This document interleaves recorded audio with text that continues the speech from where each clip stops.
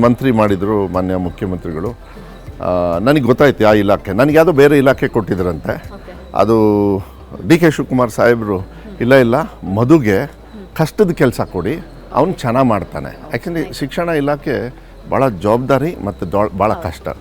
So ಮಧು ನಾನು ಬೇರೆದು ಇದನ್ನು ಬೇರೆದು ಕೊಟ್ಟಿದ್ದೆ ಮಧು, ಸಿದ್ದರಾಮಯ್ಯ ಸಾಹೇಬ್ರು ಹೇಳಿದ್ದು. ಆದರೆ ಡಿ ಕೆ ಶಿವಕುಮಾರ್ ಅವರು ಬಂದು ಇಲ್ಲ ಮಧು ಕಷ್ಟದ ಕೊಡಿ, ಅವ್ನು ಚೆನ್ನಾಗಿ ನಿಭಾಯಿಸ್ತಾನೆ. ಸಿದ್ದರಾಮಯ್ಯ ಸಾಹೇಬ್ರು ಇಲ್ಲ ಫಸ್ಟ್ ಟೈಮ್ ಅವ್ನು ಮಿನಿಸ್ಟರ್ ಆಗ್ತಾ ಇರೋದು ಬೇಡ ಅಂತ ಹೇಳಿದ್ರೇನು, ಇಲ್ಲ ನೀವು ಅದನ್ನ ಕೊಡಿ ಅಂಥೇಳಿ ಅದನ್ನು ನನಗೆ ಕೊಟ್ಟರು. ಸಾರೆಕೊಪ್ಪ ಮಧು ಬಂಗಾರಪ್ಪ ಎಂಬ ಹೆಸರಿನ ನಾನು ಕರ್ನಾಟಕ ರಾಜ್ಯದ ಮಂತ್ರಿಯಾಗಿ ನನ್ನ ಕರ್ತವ್ಯವನ್ನು ಶ್ರದ್ಧಾಪೂರ್ವಕವಾಗಿ ದೃಢೀಕರಣ ಮಾಡುತ್ತೇನೆ. ಸೊ ನಾನು ಶಿಕ್ಷಣ ಸಚಿವ ಸಿದ್ದರಾಮಯ್ಯ ಅವರಿಗೆ ನಾನು ಏನಂದೆ, ಸರ್ ಮಧು ಕೂತ್ಕೊಂಡ್ರು, ಬೇರೆ ಮಿನಿಸ್ಟರ್ಸು ಎಲ್ಲರೂ ಇದ್ದರು, MLAs ಇದ್ದರು, ಎಲ್ಲರೂ ಇದ್ದರು ಪಕ್ಕದಲ್ಲಿ. ಆಮೇಲೆ ಕೊನೆಗೆ ಸರ್ ಒಂದು ವಿಚಾರ ಸರ್, ಏನು ಅಂತ, ಸರ್ ನನ್ನ ಮಗ 98.6 ತೊಗೊಂಡಿದ್ದು ನಾನೆಲ್ಲ ಗೊತ್ತಲ್ಲ ಅಂದರೆ.